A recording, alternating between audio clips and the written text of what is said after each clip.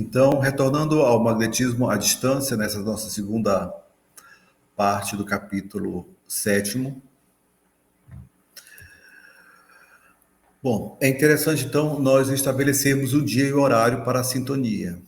Porque o assistido também tem que estar, né, receptivo aos fluidos que serão doados naquele dia e horário no seu tratamento, né, pelo magnetismo.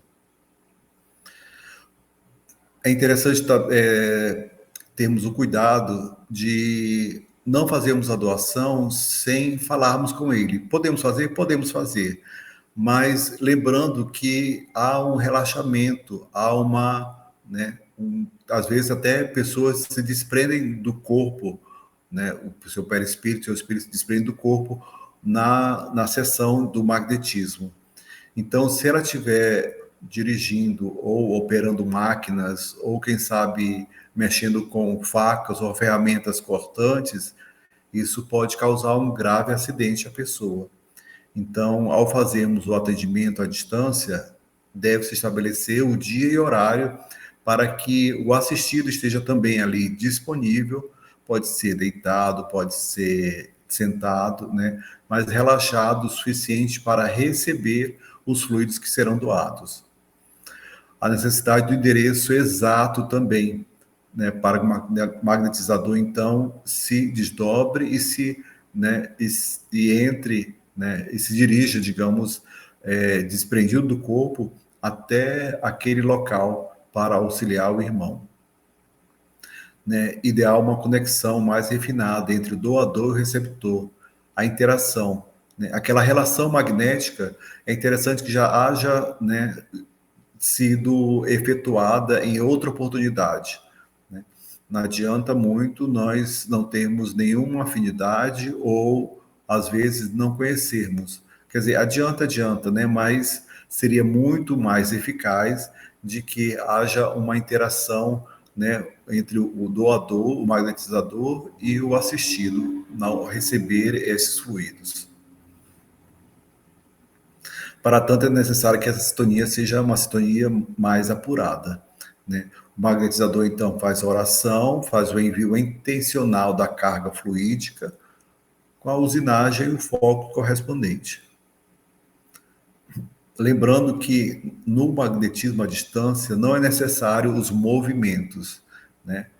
É necessário a doação.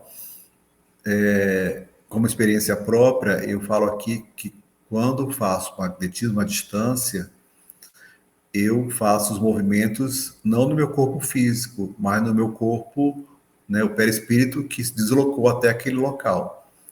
E o interessante é que nós podemos fazer isso de uma forma muito mais rápida, muito mais eficiente. E por vezes nós conseguimos detectar, né, se são alguns irmãos que estão ali impedindo, né, ou causando, impedindo a saúde, ou causando a doença e a aflição naquele irmão, né? E às vezes também conseguir detectar outras áreas que poderiam ser tratadas, né, no assistido. O assistido também deve ficar em oração, assim como em oração deve ficar quando estiver no presencial, né? Ele nunca pode ficar disperso, ele tem que ficar sempre em foco também, e também captando, né, intencionalmente a carga fluídica que está sendo doada. Então, ativante ou calmante, a partir do que se deseja o magnetizador, né? São a distância, né, da aplicação, pode ser ativante ou calmante, ativante próximo e calmante mais distante, né? E é comum, então, o magnetizador desenvolver uma dupla vista ou sonambulismo para ver e sentir o que se passa com o assistido. Né? Exercitar o poder de emissão e capacitação. Então, tudo isso é uma apuração, você vai cada vez mais apurando a sua técnica, apurando o seu tato magnético, apurando a sua dupla vista, a sua visão, né? Sua visão, sua clarividência, desculpa, sua clarividência, né? Apurando também esse desprendimento do corpo, né? Para ir até ao assistido e aplicar, saber também o que pode estar afligindo, além daquilo que foi relatado. Nós falamos sobre o atendimento à revelia, né, ou seja, sem conhecimento da outra parte, né, seria ético. Não é recomendável por aquilo que já foi falado, né? Ele está fazendo alguma atividade que, ao causar uma sonolência ou um relaxamento, pode causar algum acidente. Seria ético? Bom, eu vi certa vez que para nós emitirmos fluidos ruins, a gente não pede licença, né? Às vezes temos raiva ou desentendimento de determinadas pessoas e nós emitimos, não pedimos licença, né? Então, muito menos pedimos, né? Deveríamos ter essa licença, entre aspas, para emitir fluidos bons, né? No entanto, nós devemos ter esse cuidado de emitir fluidos bons quando sabemos que a pessoa não está, né, em uma situação que possa ocasionar acidente. E sempre uma troca de informação com o assistido para saber os resultados. Às vezes ele pode relatar uma determinada sensação, né? O que ele pode ter também absorvido ali, às vezes um calor no local, às vezes até se ele tiver clarividência, o assistido pode dizer bem assim, olha, eu vi você aqui, né? Você fez isso, você fez aquilo. Lembrando que alguns assistidos, mesmo presencialmente, têm esse dom de, né, esse apuramento, né, a apuração, desculpe, de desdobrar. Às vezes ele está na máquina, se desdobra e fica do nosso lado, né, desdobrado, olhando o que nós estamos fazendo. Né? E, então, também isso pode acontecer à distância. Né? E outra coisa, sempre nos atentarmos ao cuidado com a vaidade. O que nós fazemos, né, eu gosto de sempre frisar, é por engrandecimento do reino de Deus, para no auxílio do irmão. Né? O que nós fazemos, não fazemos sozinhos, fazemos com o auxílio dos nossos amigos, irmãos de luz, que sempre estão nos acompanhando para fazer o bem. Não devemos também buscar, termos cuidado para a autofascinação, né? Saber que às vezes, eu posso isso, eu posso aquilo. Na verdade, o que nós podemos fazer é termos o conhecimento, nos predispormos a ajudar o irmão para que não sejamos atingidos nenhuma fascinação, nenhuma vaidade, sejamos sempre atentos a cumprir as ordens do Cristo, né? E ajudar o próximo. E isso vai nos engrandecer espiritualmente, vai nos ajudar na nossa evolução e progresso espiritual, né? E a vaidade e a autofascinação somente vai nos atrasar. Podemos aplicar o magnetismo em nós mesmos? Sim, o automagnetismo pode ser aplicado. Devemos estar com boa saúde, né? Sempre o magnetizador deve estar com boa saúde ao aplicar o magnetismo no outro ou em si. A postura moral também, né, deve ser bem tratada e ter as condições corretas para aplicar, né, as condições para aplicar a técnica corretamente.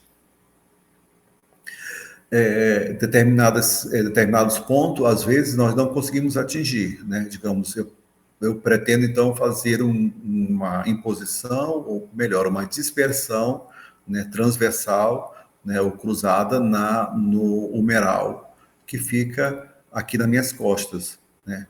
Como é que eu vou alcançar? Né? Eu não tenho nenhuma flexibilidade para tanto.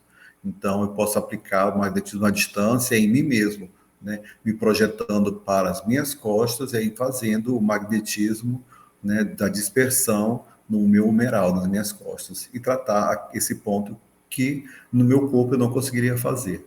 Mas no caso, se eu tiver uma fratura na perna, né, ou uma dor no braço, eu consigo, né, com o corpo, né, não desprendido, consigo fazer esse tratamento, né, e pela técnica do arrastamento, que sabe uma dor no braço, né, eu consiga somente arrastar. Uma eu não consigo impor, né, mas uma mão vai ficar arrastando para fora do corpo, né, essa dor que está afligindo.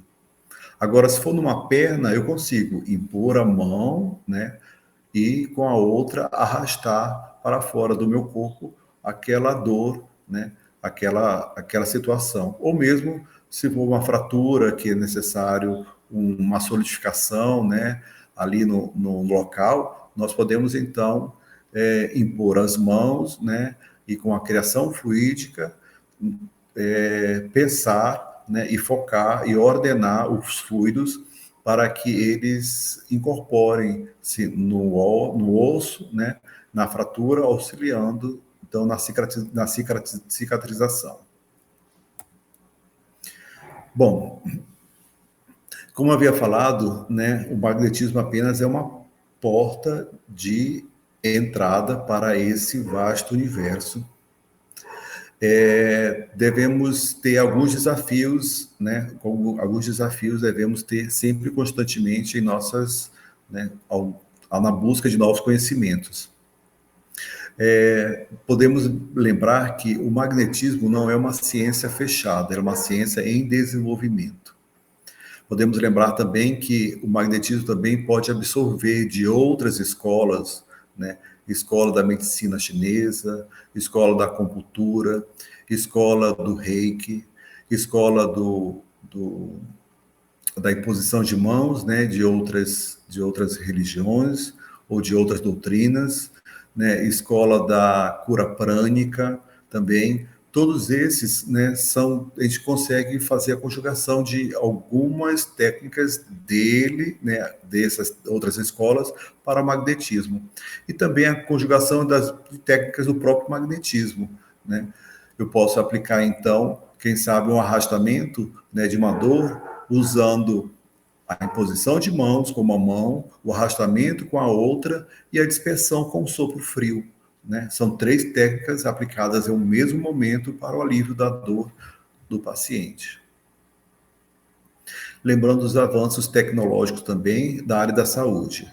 Como eu falei, é interessante nós sabermos como funciona, né, o tratamento de determinadas patologias, ou mesmo cirurgia em determinados órgãos, porque isso vai nos auxiliar a dar o comando correto pelo pensamento, né, para que os fluidos obedeçam, né?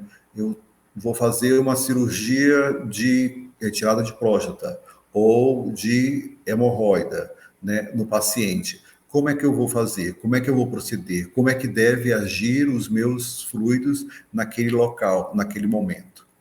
Então, é interessante que nós estejamos atentos, né, a esses avanços tecnológicos da área da saúde, para nos auxiliar também no tratamento no tratamento pelo magnetismo, nas nossas criações fluídicas. Devemos também buscar conhecimentos da anatomia e da fisiologia humana. E acrescentou aqui da fisiologia, né, da doença, da patologia. Né, como determinadas doenças se instalam no organismo, o que elas afetam e como elas devem ser tratadas para serem dissipadas ou amenizadas. E a desconsideração do ser essencial e imortal, o espírito. Os centros vitais, né, os NADs e os meridianos governam o organismo, né? Lembrando que tudo isso está no perispírito. Os centros vitais estão no perispírito, né, são absorvidos pelo perispírito e introjetados no corpo físico, né? Os canais também, que ligam cada centros vitais, e os meridianos, que são os NADs, os canais mais os canais principais, né, onde correm todos os fluidos no corpo humano, ou melhor, no perispírito. Também nós devemos lembrar que um dos desafios apontados pelo autor Jacó Mello, do livro Magnetismo Humano, é que o espiritismo ainda não apoia massivamente o magnetismo, né? Então, falta esse apoio para que o magnetismo, né, nas casas espíritas ou em outras casas espiritualistas seja amplamente difundido e aplicado. Mas uma ferramenta para o auxílio dos nossos irmãos necessitados. Então, Diante de todas as adversidades, o magnetismo se impõe, abrindo e devassando os espaços que aguardam penetração. Ou seja, cabe a nós, magnetizadores, estudantes, magnetistas, né, a buscar mais conhecimento e congregar esses novos conhecimentos, né, ao magnetismo. Bom, nos pacientes inconscientes, nós devemos aplicar o magnetismo. Como é que é feito o magnetismo, né? Quando um tratamento presencial, a gente sabe que a inconsciência ela não existe, né? A inconsciência, na verdade, é apenas uma forma, a falta de expressão, né, do corpo pelo paciente, né? Ele não consegue se exprimir do corpo. Mas a gente sabe que muitas vezes, né, a pessoa entende, a pessoa consegue ver até, né, o que está acontecendo ao seu redor. Então, não há possibilidade, não há nenhuma regra contra a aplicação do magnetismo em pessoas inconscientes na forma presencial. Agora, à distância, é necessário que haja uma outra pessoa que faça essa ponte, né? Porque é necessário que um encarnado, né, que outra pessoa encarnada faça comunicação, falando, ou uma esposa, né, ou uma mãe, né, falando que naquele momento, ao inconsciente, ao paciente consciente, que naquele momento ele está sendo tratado à distância, que naquele momento, né, pessoas e espíritos de luz, né, espíritos bons, estão auxiliando, enviando fluidos a ele, para que mantenha ele em oração, mantenha ele em conexão, para que seja mais efetiva a doação dos fluidos à distância no paciente inconsciente.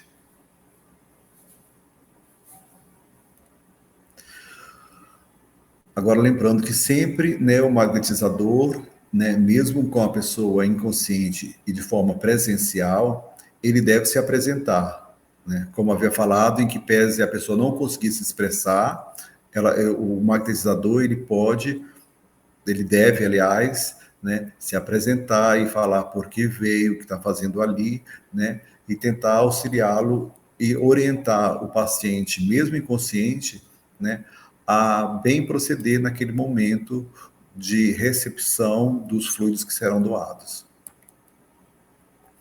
E se for aparecer um paciente revoltado, um paciente que está com mágoa, com raiva, com vingança no coração, né, desejo de vingança no coração, e estiver rejeitando ao tratamento, né, que faz tudo aquilo que está em desarmonia ou desajustando o paciente, né, o assistido, né? O que nós podemos fazer são vários dispersivos, né, em vários níveis, inclusive os perpendiculares, ou seja, ele não consegue deitar na maca para nós fazermos o tratamento normal, né? Em pé mesmo podemos fazer os perpendiculares ao mesmo tempo, dorsal e frontal, uma mão na frente, uma mão às costas do paciente, né? Para tentar acalmar. Lembrando que os movimentos perpendiculares também, não somente, né, na frente e atrás, mas também do lado, né, os movimentos laterais, os dispersivos laterais, são muito bons para acalmarem os pacientes, né? São usados em desobsessão, mas também são usados para acalmar e relaxar o paciente. E depois devemos tratar, então, os centros vitais frontal e gástrico com dispersivos transversais, para acalmar o paciente. Claro que depois disso ele pode estar mais calmo, mais tranquilo, né? E pode então estar sendo mais receptivo tanto aos fluidos como com alguma outro conselho, alguma conversa que o magnetizador, né, queira falar. Bom, esse foi então a nossa exposição, né, do final do 7º capítulo. Né, temos muita coisa aqui a esclarecer, quem sabe, algumas dúvidas, né, e trocar experiências, mas me lembrou de um slide que nós não colocamos aqui, que é sobre o toque, né? Devemos fazer o toque no paciente, né? Sim ou não, né?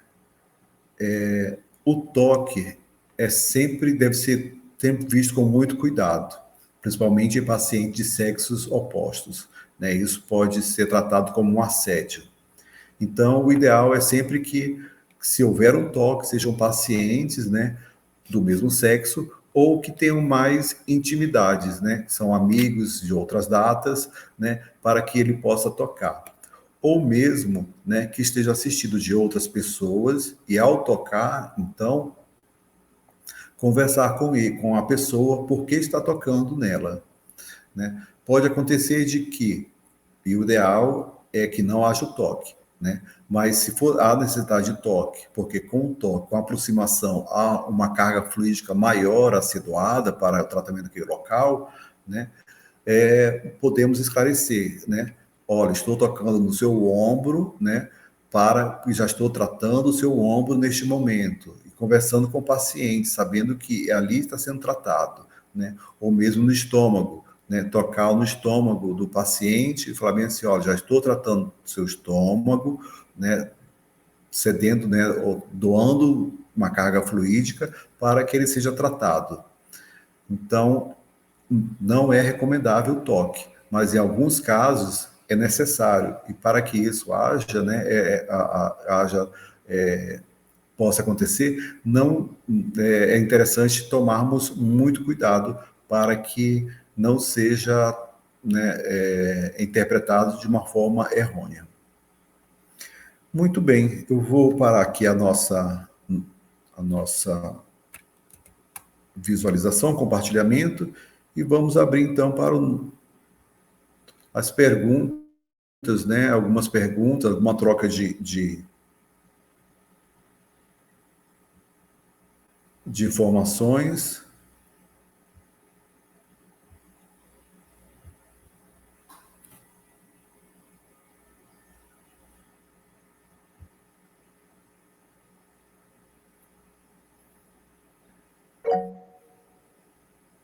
Opa, Jennifer, pode falar, Jennifer, está tranquila. Bom dia a todos. Bom dia, Jennifer. Lá no capítulo, quando você falou sobre o automagnetismo, lá tem uma parte falando que quando a pessoa quer fazer o automagnetismo, e se a pessoa tiver com algum problema sistêmico, né, o ideal é procurar uma outra pessoa para aplicar o magnetismo nela. E lá também fala, se a pessoa estiver fazendo uso de alguma medicação que interfere no sistema nervoso ou uso de tarja preta, o automagnetismo também não vai fazer sucesso. Então, quem quer trabalhar com magnetismo e faz uso de medicamento de tarja preta ou esses medicamentos antidepressivos, não será um bom magnetizador? Não vai dar certo o tratamento? Na verdade, é o seguinte, é só verificar um dos princípios básicos do magnetismo é que ele esteja com saúde, né? Então, eu acredito que a preocupação maior é que esses medicamentos podem estar interferindo na saúde de alguma forma, né? Uma forma tão exacerbada que a pessoa não tenha consciência de si naquele momento, né? Ou esteja com as suas ideias turvas, né? Então, mas se a pessoa toma o medicamento tarja preta, mas se mantém consciente para né, direcionar os seus pensamentos de uma forma correta, né?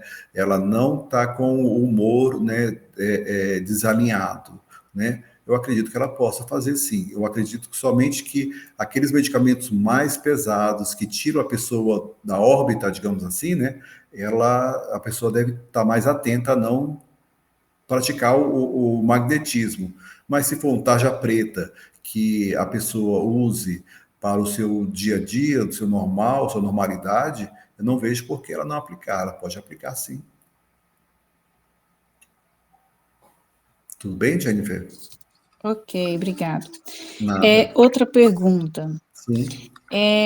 Teve uma parte que você comentou sobre a questão sobre o usinamento de energia, Aí você comentou que a gente tem a questão do usinamento. Isso, em Aí determinados você centros te... de forças. Aham. Isso, é que o magnetizador, ele pode detectar em uma parte do corpo onde ele sente mais forte esse usinamento. Certo. Como que a gente sente? A gente sente como se fosse... A gente, é possível detectar como? Isso aí, como que é essa sensação? Vai depender de cada um. Assim como o tato magnético, né? Cada um tem uma sensação, digamos, do tato magnético na palma da mão, né? Na mão. Né? Pode se sentir um arrepio, pode sentir calor, pode sentir como se fosse faísca saindo da mão. Então, vai ter alguma diferença ali no tato magnético, né? De cada pessoa.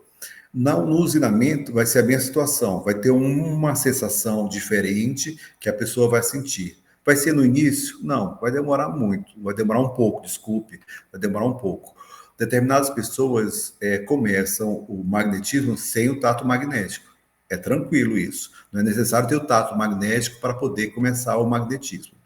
Mas com a experiência, com o desenvolvimento, ela vai começar a ter as sensações do tato magnético, assim como ela vai começar a sentir, ter as sensações do usinamento, por onde ela vai usinar mais, né? Por vezes a gente consegue controlar de onde a gente quer usinar. Digamos, se eu estou tratando uma pessoa com, né, problema ósseo e tenho que usinar pelo esplênico para auxiliar o tratamento, então eu posso dar o comando para que o esplênico usine nesse momento e faça, né, a doação correta dos fluidos para aquele tratamento ósseo. Mas como é que eu vou identificar se eu estou usinando por um canto ou por outro? Com a experiência, a gente vai verificar que determinado centro de força está agindo de uma forma diferente ou mais intensa do que outro, de alguma forma ou de outra, ou um esquentamento naquela área, ou uma formigação, ou uma eletricidadezinha que parece que está ali, ou uma cócega, alguma coisa para identificar que está sendo usinado naquele momento, naquele centro de forças. Mas isso no momento não é tão importante. O importante é, né, saber que usinamos por um determinado centro de força. E com a experiência, isso vai nos dar a clareza de qual centro de força usinamos mais ou menos. Tudo bem, E Jennifer? aí a gente vai trabalhando esse processo de usinamento, a nossa evolução moral, estudo, Isso, nossa isso. intimidade, reforma íntima com Deus, né? Isso, forma íntima, né?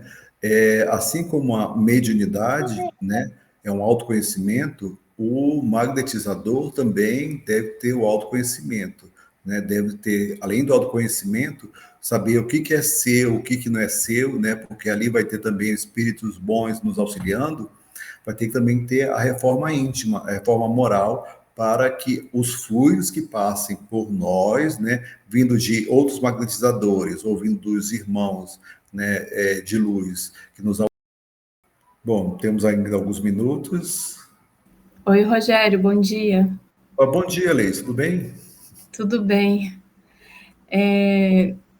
Sobre aquele atendimento com vários Magnetizadores, magnetizadores. certo. Então, só para a gente entender, o ideal é que a gente direcione as nossas mãos não para a pessoa que ele está atendendo, mas para ele. É isso? Isso, o próprio magnetizador. O único magnetizador, por vez, né, vai tratar o paciente. Porque senão pode haver uma confusão de fluidos a ser recebidos e fluidos vão ser dispensados ali que o organismo não vai entender qual o fluido que deve ser absorvido no momento. Então, é interessante que seja direcionado, né, para o magnetizador que naquele momento está aplicando, né, o magnetismo no paciente, né? E eu, no caso, né, eu oriento que seja na área, né, dos rins, do, Ah, do, sim, do do magnetizador. magnetizador. Isso. Isso também é aplicado, essa técnica é aplicada de doação de fluidos nos rins, quando há um médium, né, incorporando, e às vezes ele está cansado ali, e está entrando uma fadiga fluídica, aí você pode também ajudar o irmão ali naquela hora, né, que está dando passagem por uma um espírito, quem sabe, rebelde, um espírito, né, menos esclarecido, que ali suga muita força do médium, ali a gente também ajuda, auxilia o médium, né, e também o próprio irmão na comunicação, doando fluidos na área dos rins, né? Também é técnica usada na mediunidade. Muito interessante. Obrigada. Nada.